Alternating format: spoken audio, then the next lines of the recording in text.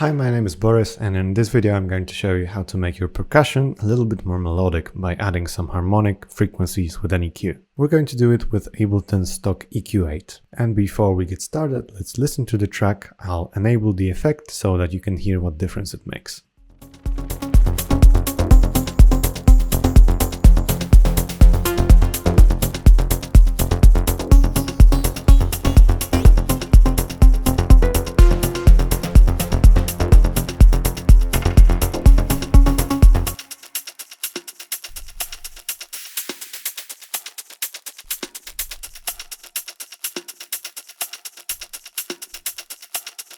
Before we get into the details, if you like what we're doing, consider subscribing for more Ableton Live tips like this one. And this melodic techno track we're working on is called Ash, and this project file is available in the link in the description. Okay, so this trick is really easy, but it's amazing. It honestly spices up our whole drums group, and I've done it with just a few clicks. Okay, so I'm going to remove this one and we'll add this effect from scratch. First off, let's load up an EQ8, but we need to load a certain preset. If you expand your presets and go to Formant, you've got these singing presets. You can pick pretty much any one of these because we're going to be shaping that manually. Okay, so before we get started, there's one thing you need to know, and that is the key of your track. In this case, it is going to be F because our bass is playing the F note. That's our root. So with our Formant EQ, we want to be targeting the F note. We can actually do that by expanding this view over here and searching for F in the frequency spectrum. You can see that it's displayed over here, what kind of note we are hovering over. If we go around here, 85 to 90 Hertz, you can see that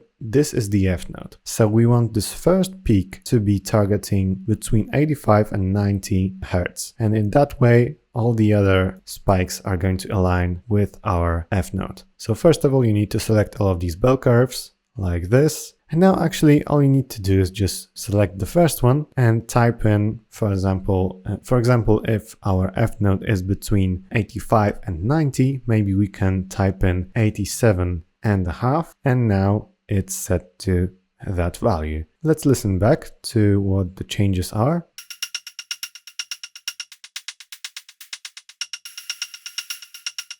The amount of what you have applied is really easy to control because you can always use the scale function.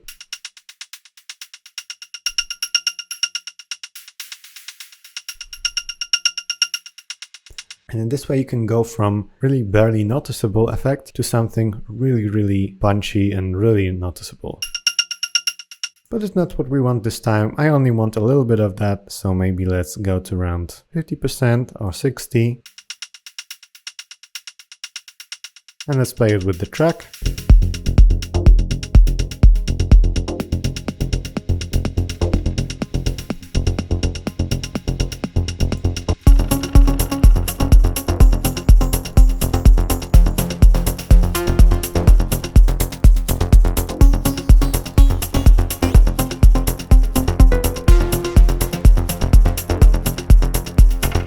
So as you can hear, it adds really nice harmonic content, and we haven't actually added any instruments. It's only a Formant filter on the drums group. You can use it on all kinds of elements. It doesn't have to be on the drums group. You can use it on a single element. You can use this to create tonal samples and all sorts of things. Alright, so that would be it. Thanks for watching, guys. Consider checking out our Music Production Academy. We've got start to finish courses for both beginners and more advanced producers. Subscribe, hit the notification bell, like and comment if you like this video, and I will see you in the next one.